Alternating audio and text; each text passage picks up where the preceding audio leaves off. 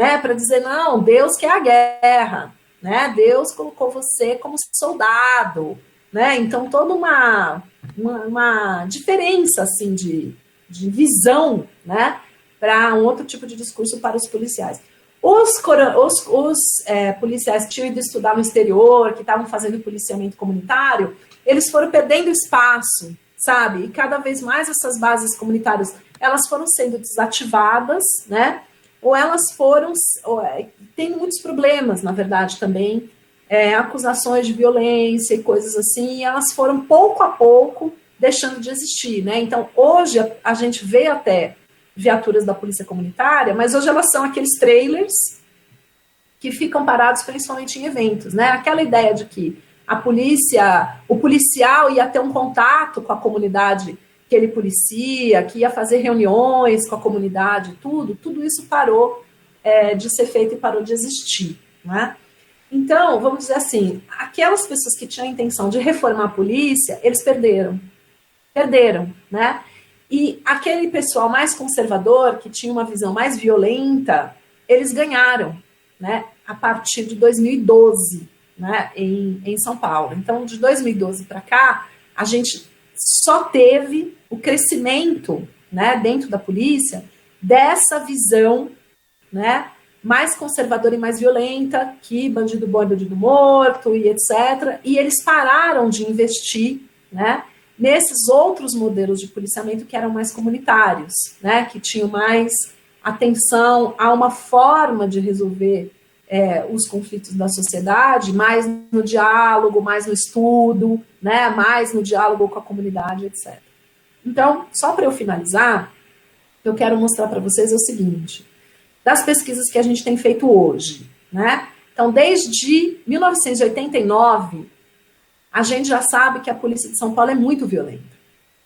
Desde 1989, a gente já sabe que a polícia visa principalmente o jovem, homem, dos bairros de periferia, né? E que a polícia policia muito pouco as outras camadas sociais, né? Então, isso não quer dizer que pessoas brancas, ricas ou que mulheres não cometam crimes. Não quer dizer isso. Mas quer dizer que a tecnologia que a polícia dispõe, ela visa, né, e principalmente a concepção de polícia que está na cabeça, né, que formam os oficiais e os oficiais que formam os soldados, né, eles têm essa visão de que o crime que tem que ser combatido está nas periferias, né? Ora, mas a gente sabe que, né, não é verdade, entendeu? Que as pessoas da periferia cometem mais crimes, né? Muitas vezes as pessoas brancas e ricas, dentro desses escritórios e desses condomínios, cometem crimes, inclusive crimes violentos, né? Só que o foco da polícia não está nesse tipo de delito, né? Então, se a gente for olhar quem é preso hoje pela polícia, as pessoas que são presas por tráfico de drogas, mas não é todo tipo de tráfico de drogas, é o pequeno tráfico, aquele tráfico que é feito na rua, aquele tráfico, né, que, vamos dizer assim, o pequeno traficante. O patrão da droga mesmo, ele não mora lá na quebrada, né? O patrão da droga não mora na vila, o patrão da droga mora, né? Quando vocês veem assim, o avião que foi pego com não sei quantas toneladas, né? Esse avião não saiu da periferia, né? Então, esse avião aí não é, né, com helicópteros, com cocaína e etc, quilos e quilos. Então, não quer dizer que o tráfico de drogas exista só nas áreas de periferia. Só que a polícia só vigia o tráfico de drogas, só faz prisões na periferia. A outra coisa que acontece é eles vigiam muito crime patrimonial, né? Furto de celular, furto de bicicleta, furto de botijão de gás. Aconteceu, né? Geralmente alguém vai ser preso, tendo cometido crime ou não, mas vamos dizer, essa coisa do furto é muito visada, né? Enquanto que crimes patrimoniais de grande monta, né, a gente vê esses assaltos a bancos espetaculares aí que aconteceu essa semana, dificilmente alguém é preso, né? Então, o foco do policiamento, ele está muito, né, em determinados tipos de delitos. Agora, se você pegar a violência contra a mulher, por exemplo, né, a polícia se dedica muito pouco tempo à violência contra a mulher. Muito, muito pouco tempo. A violência racial, injúria racial, problemas, né, de discriminação, homofobia, a polícia não está atenta a esses tipos de conflitos, né? Isso para ela, isso que a gente entende como sendo uma violência, a violência contra a mulher, a violência contra a população LGBT, a violência contra o idoso, a violência contra a criança, né? A polícia não enxerga isso como foco do seu trabalho, né? Então, o que a gente tem? A gente tem hoje um crescimento muito grande da polícia militar em relação ao que você tinha lá no começo, nos anos 70. Hoje você tem muito mais polícia. Hoje não tem um quarteirão, né, que não seja permanentemente vigiado por uma polícia militar. Na cidade de São Paulo não tem, né? Pode ser que em outros estados mais pobres e tal, mas em São Paulo não, a polícia está em todos os lugares, né? Mas isso não quer dizer que não tenha violência, né? Porque o foco da atuação da polícia em São Paulo hoje não é a violência, mas é aquele tipo de crime que eles consideram, né, que é do interesse, né, que é o crime patrimonial de pequena monta e o tráfico de drogas de pequena monta. Então você tem um grande encarceramento, né, muitas pessoas são presas por esses delitos. Se você entrar numa penitenciária, mais de 65% das pessoas que cumprem pena em São Paulo são pessoas negras, mas isso não porque os negros cometam mais crimes, mas é porque o tipo de crime que a polícia anda atrás, né, é aquele cometido pelas pessoas de periferia, aonde tem mais pessoas negras, né, vivendo mesmo, né? Então, se você olhar para as taxas de letalidade, então, é uma coisa assustadora, né? Chega a ser 80%, né, das pessoas que a polícia mata são de pele, né, parda ou preta. Então, o que a gente leva a suspeitar? A polícia mata as pessoas mais violentas?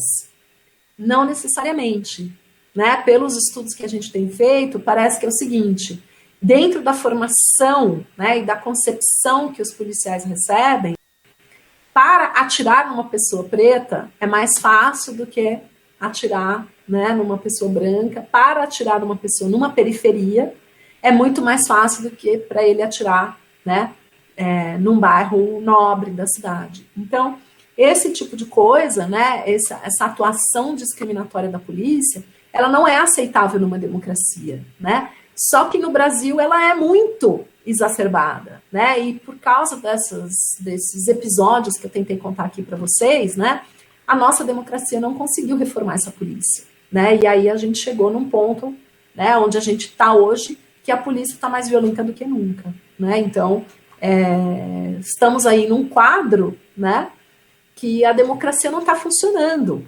perfeitamente, né?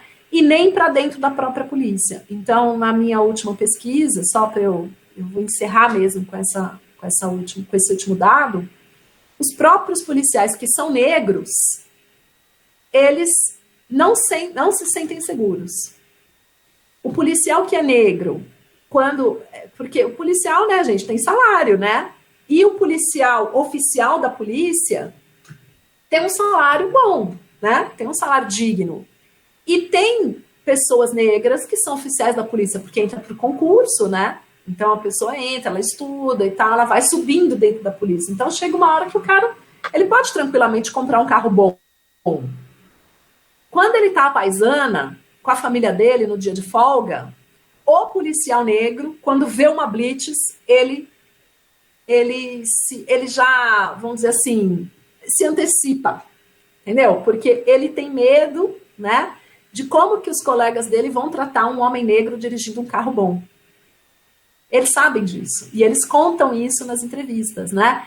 Eles negam que a polícia seja racista, eles falam, não, a polícia não é racista e tal. Aí você começa a conversar um pouco mais, aí essas histórias começam a aparecer, né? Porque eles são muito ensinados a negar esse racismo, né? Então, para um policial falar que a polícia é racista abertamente, é muito difícil para ele, né?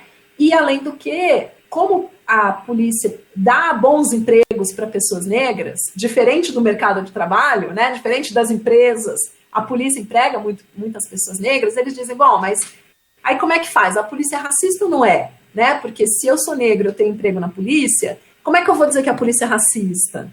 Mas, ao mesmo tempo, eu que sou, né, um homem negro, que dirige um carro novo, um carro bom, né, eu tenho medo de ser parado pela polícia, né, porque eu tenho medo que os meus colegas, né, me confundam, vamos dizer assim, com o cidadão comum, né, então eles mesmos, a primeira coisa que eles fazem quando vão ser parados na blitz é se identificar, né, e eu não sei se vocês já viram, um caso que aconteceu lá no centro de São Paulo foi o ano passado.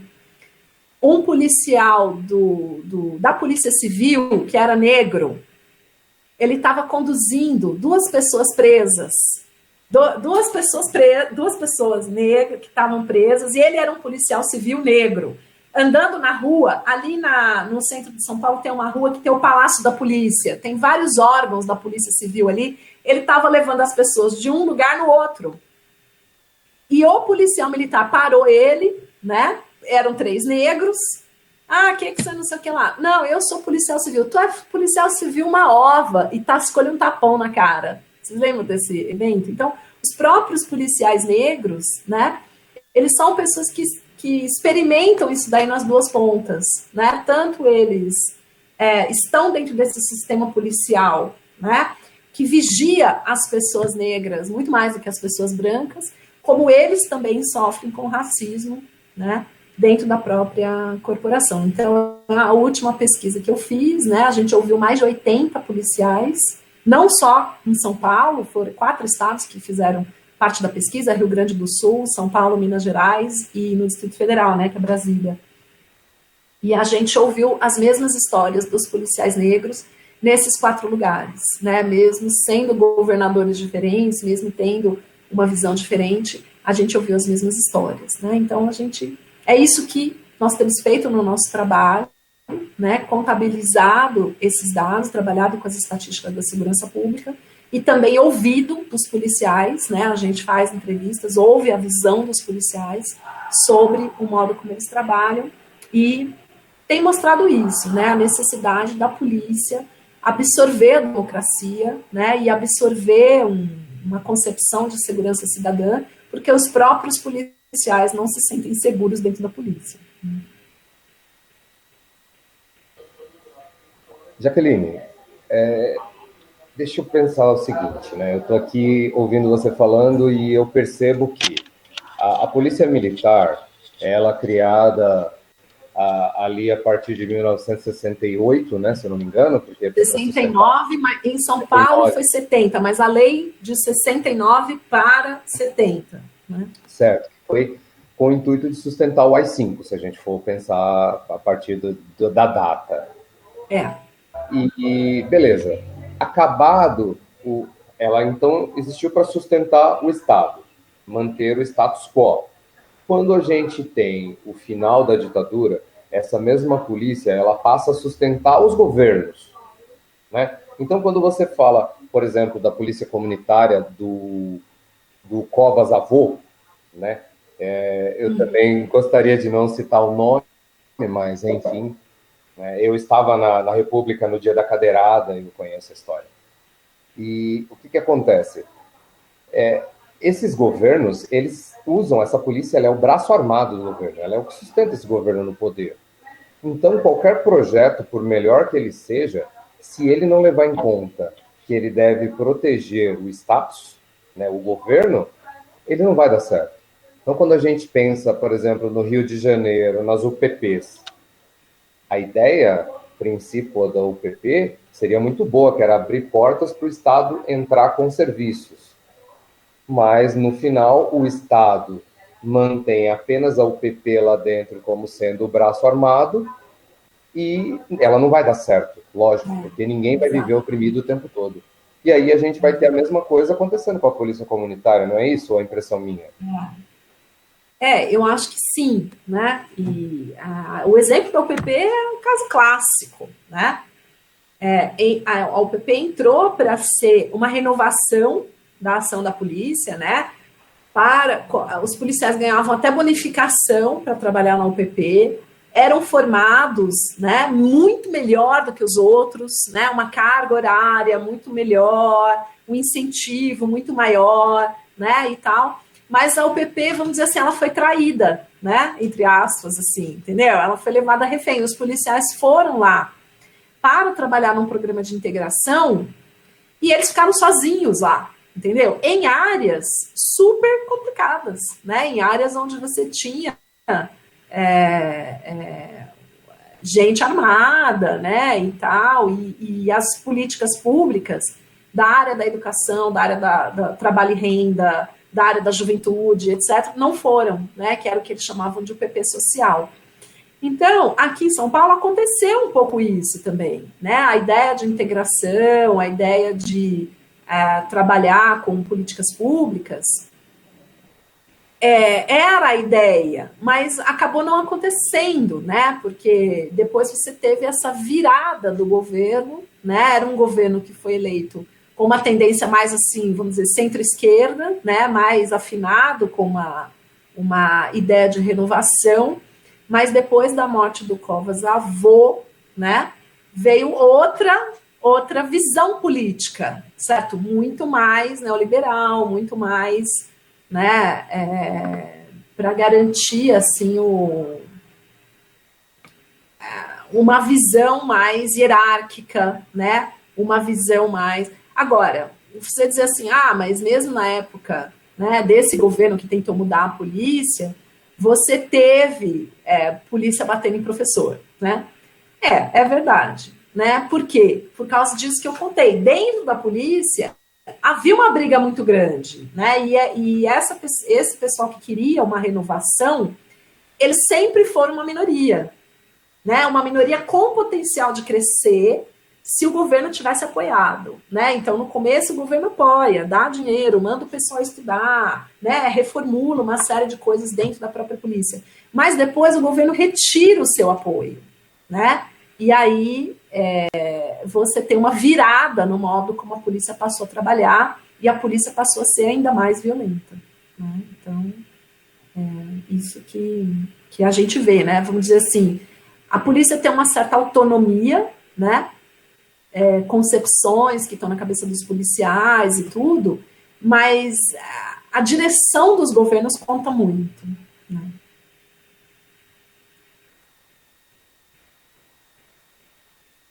E daí a gente pode pensar também que essa polícia e a ideia que se tem dela, ela está muito ligada ao que vem de fora, né?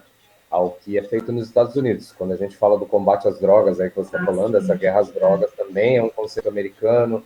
A ideia do policiamento ostensivo na periferia é um conceito americano. Então, exatamente. Se a gente está esperando que, de repente, o Black Lives Matter traga resultados lá, pode ser que algum dia esses resultados espraiem-se por aqui também, né? Já que você tocou nesse tema, é uma outra parte da minha pesquisa que eu trabalho assim, qual que é o saber, né, que a polícia, o que a polícia estuda, né, assim, onde que estão as grandes referências deles, que tipo de princípios, que tipo de livros, que tipo de cursos, né, que tipo de ideias eles acham que, né, então, a polícia de São Paulo, especificamente, ela é muito inspirada nessas polícias americanas que são pautadas nesse modelo de policiamento, né, militarizado. Então, a polícia militar tem toda essa história aí que eu contei para vocês no estado de São Paulo, mas a modernização da polícia, ela também é militarizada, né? Então, você diz assim, você trouxe uma militarização a partir dos anos 90 para atuar numa organização que já era muito militarizada. Você militarizou que já era militarizado, mas num outro sentido, que é essa ideia de a polícia tem que ter um armamento muito forte, o policial tem que parecer um Robocop, né? Você trabalhar com essa ideia do mapeamento dos dados, né? Tecnologias, colocar câmeras, né? Então, a polícia de São Paulo, ela cresceu muito em tecnologia, né? Não existe mais aquela viatura caindo nos pedaços, entendeu? As viaturas hoje são bonitas, são novas, são equipadas, os policiais têm tablet, têm celular, eles têm rádio, o rádio funciona, e eles compram um programa de computador um atrás do outro, entendeu? Para fazer aquelas grandes análises estatísticas, né? as análises de aonde acontece mais roubo de carro, onde acontece. Eles mapeiam tudo aquilo, né? E colocam no mapa essa técnica. Mas aonde que essa técnica é viesada, né? Por decisões que são políticas?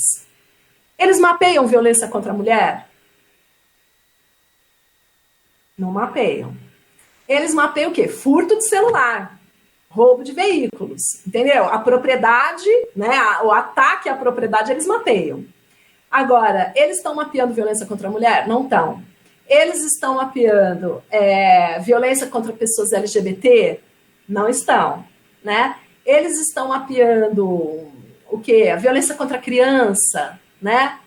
Eles estão mapeando estupro? Não estão, né? Então, aparece aquilo tudo como um aparato tecnológico e a tecnologia como sendo uma coisa neutra, né? Uma coisa boa, uma coisa que vai melhorar o trabalho da polícia, mas por trás da tecnologia, o que a gente vai fazer com essa tecnologia toda, né? Que tipo de delitos é que vão ser visados, que tipo de pessoa que vai ser vigiada, tem uma decisão ideológica por trás, né? E a gente já sabe também que no próprio, as denúncias que estão sendo feitas aí em nível internacional, Estados Unidos, Canadá, França, até no Japão, a questão da videovigilância, né? As câmeras. Que as câmeras, elas pegam a imagem da pessoa negra, né? E tem um problema de digitalização da imagem de pessoas negras. Que as imagens não são precisas, elas não são precisas, né? Então, você vê uma pessoa negra na imagem, e aí olha uma pessoa negra na rua e fala assim, essa foto aqui é aquele cara ali, ó. Né? Porque preto é tudo igual, não é assim? É fruto do racismo isso daí, entendeu? Essa ideia de que, mas a imagem que eu tô vendo na câmera é um homem negro, e aquele cara ali é um homem negro, então foi ele, né? Bom, mas é uma coisa super complicada isso daí, né? E tem acontecido denúncias de vários casos de pessoas inocentes que foram presas por reconhecimento fotográfico, né? E depois de muito tempo, a família, de muita luta, vai na justiça e diz, não, mas meu filho nem estava em São Paulo naquele dia, né, e tal. Os casos que as famílias conseguiram comprovar. Agora, imagina quantos, né, que não tem esse recurso e que nem, né. Então, essas tecnologias, né, de videovigilância e todas, elas têm uma questão racial super importante, não é só no Brasil, né? Isso nos Estados Unidos mesmo já é denunciado. Só que a gente importa isso daí como fosse a grande novidade, entendeu? Uma coisa meio jeca, assim, né? Meio, né? Tipo, tudo que vem de fora é melhor, tudo que vem de fora é bom, né? E importa isso no Brasil sem importar a crítica, porque a crítica a essas tecnologias aí nos Estados Unidos já vem sendo feitas há vários anos, né? Vocês sabiam que tem uma rede de matemáticos, mais de 2.000 matemáticos, assinaram um abaixo-assinado do mundo, hein? Matemático do mundo, não é no Brasil, não. Assinando um abaixo-assinado pedindo para que os matemáticos não trabalhem nos algoritmos desses programas porque eles reproduzem o racismo. Em nível mundial, 2.000 matemáticos do mundo inteiro pedindo, entendeu, para os seus colegas não trabalharem nesse tipo de algoritmo pelo fato dele reconhecidamente já, né, propiciar o racismo. Então, quando você citou o Black Lives Matter, eles têm um programa de reforma da polícia, né, Júlio? O Black Lives Matter, sim, tem trabalhado muito duro em mostrar qual é a polícia que eles querem, né? Essa polícia é pequena, não é gigante, entendeu? Não é uma polícia gigante, fora de controle, não. Ela é uma polícia pequena, uma polícia que trabalha numa área de atuação pequena, onde o policial, né, conhece o bairro que ele policia, conhece os problemas do seu bairro, né, e, sobretudo, que resolve os problemas com base no diálogo, né, no policiamento comunitário, justiça restaurativa e outras tecnologias, né, de administrar conflitos, tecnologias sociais e não tecnologias eletrônicas, né, que colocam as pessoas no centro, certo? Então, eles têm uma proposta muito clara em relação a isso, né, e em algumas cidades americanas já, inclusive, eles estão começando a fazer reformas nesse sentido, né? Pode ser que isso chegue aqui, né? Mas só vai chegar também se a gente reivindicar, né? Se a gente estudar, se a gente se capacitar e for atrás disso, né?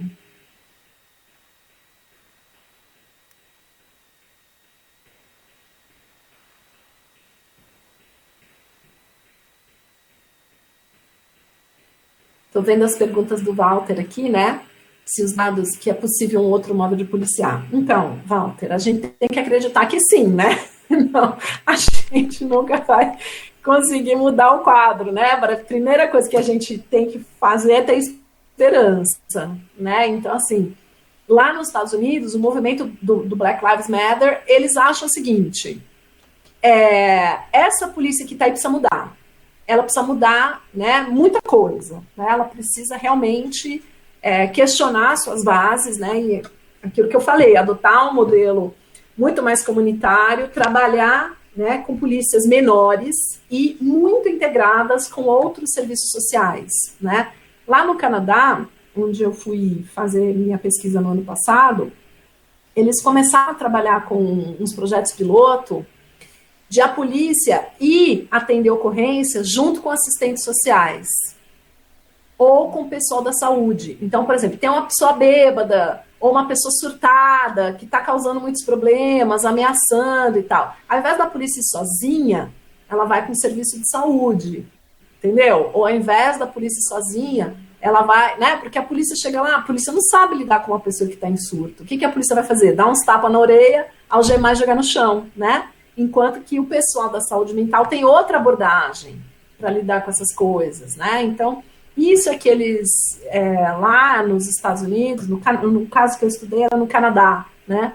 Assim, a polícia não está sozinha, né, no campo de resolução dos problemas. Ela não é a única que detém saberes sobre como lidar com os problemas. Os problemas são reais, né? Atender um caso de violência doméstica, né? Quem tem uma atuação aí na vizinhança sabe que não é um caso simples, entendeu? Mas o que você faz? Você joga o policial lá, às vezes totalmente despreparado, né?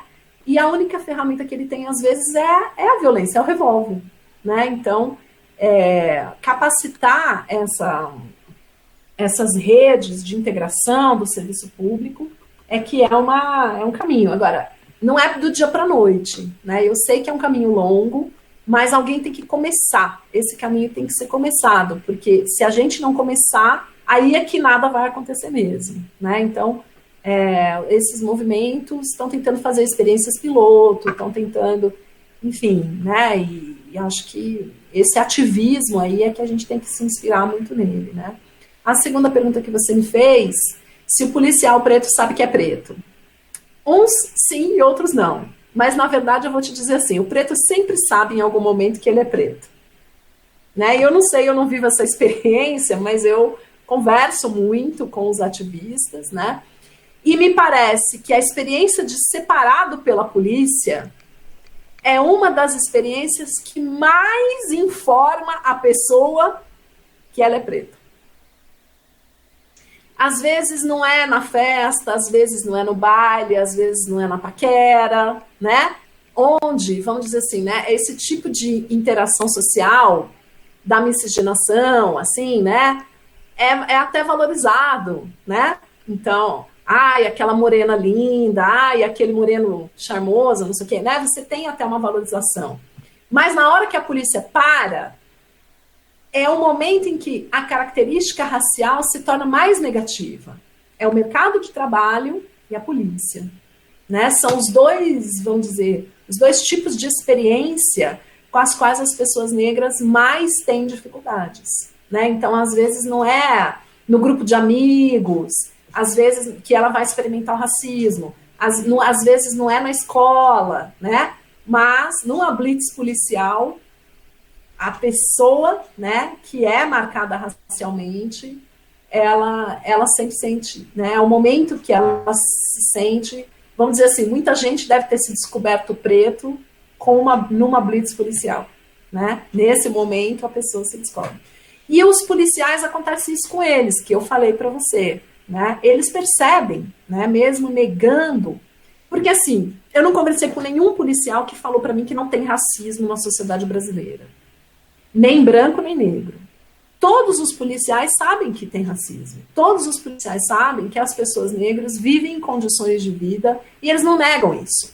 O que eles negam é a participação da polícia nesse quadro. Aí eles falam, não, mas aí não é responsabilidade nossa, né? Aí o problema é que o país tem uma dívida histórica, social aí e tal, mas não é culpa da polícia, né? Então eles têm dificuldade de enxergar a parcela deles, né? E os policiais negros aí dividem em dois grupos. O policial que é militante mesmo, que ele tem um discurso antirracista, né, e que ele propõe reformas e que ele está sempre, entendeu? Então existem policiais dentro das polícias que são figuras muito interessantes, que eles estão o tempo todo, entendeu? Denunciando, brigando e pedindo e, sabe, toda polícia tem sempre um policial que é ultramilitante, né? Então que batalha para criar cursos, ele batalha para discutir, às vezes ele está muito isolado, né? Às vezes esses policiais negros estão muito isolados dentro dessas corporações, mas às vezes eles conseguem, né? Dependendo do governo, dependendo do clima, né? Então lá no Distrito Federal, por exemplo, você tem um grupo forte de policiais negros que já começou a discutir, né? Com assim nível forte mesmo, o que fazer com esse problema. No Rio Grande do Sul tem um grupo de policiais negros que é muito articulado também, né? Eles têm reuniões periódicas. Os oficiais da Brigada Militar, que lá a Polícia Militar chama Brigada, né?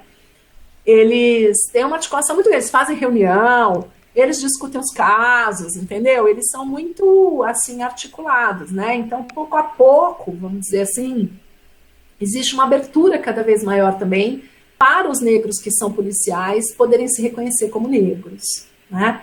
Mas existem aqueles que, enfim, eles se reconhecem como negros, né? Mas não conseguem, vamos dizer assim, enxergar, né, a parcela de responsabilidade da própria polícia na produção do racismo, né?